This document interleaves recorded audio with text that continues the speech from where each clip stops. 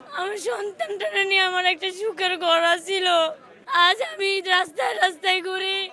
স্বামীহারা নাসিম আক্তারের বুক ফাটা কান্না। পঞ্চম শ্রেণী পড়ুয়া ছেলে রাইমকে নিয়ে দুশ্চিন্তায় দিন কাটছে তার। ১৯ জুলাই চাঁদপুরে পুলিশের গুলিতে শহীদ হন নাসিমার স্বামী আবুল হোসেন। নাসিমার মতো ছবি হাতে স্বজনদের স্মরণ করেন পরিবারের সদস্যরা। জুলাই ফাউন্ডেশনের সাধারণ সম্পাদক সার্জিস আলমকে কাছে পেয়ে কান্নায় ভেঙে পড়েন তারা। বাবাহারা শিশু সন্তানকে কোলে নিয়ে সান্ত্বনা দেওয়ার চেষ্টা ছাত্র আন্দোলনের নেতাদের। আমার এই সন্তানটার লয়ে আমি অসহায়। এই সন্তান তো হারালাম, এখন সরকার যদি আমাদের প্রতি সুদৃষ্টি রাখে। এ সময় শহীদ পরিবারের সদস্যদের সঙ্গে কথা বলেন সার্জিস আলম। হুঁশিয়ারি দেন খুনিদের পুনর্বাসনের চেষ্টা হলে আবারও রাজপথে নামবে ছাত্র জনতা। প্যাথোলজিক্যাল একজন খুনি না হয় তাহলে তো সে 2000 খুন করতে পারতো না।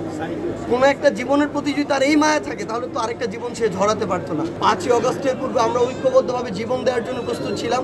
আমরা এখনো সেই খুনিদের বিচার নিশ্চিত করার জন্য এবং সকল প্রকার পুনর্বাসনের বিরুদ্ধে আমরা জীবন দেওয়ার জন্য এখনো প্রস্তুত আছি। Double million offer, Walton fridge কিনে পেতে পারেন 20 লক্ষ টাকা, রয়েছে কোটি কোটি টাকার নিশ্চিত উপহার। শেখ হাসিনার নাম যারা নিচ্ছে তাদেরও খুঁজে বের করা হবে বলেও হুঁশিয়ারি দেন সার্জিস।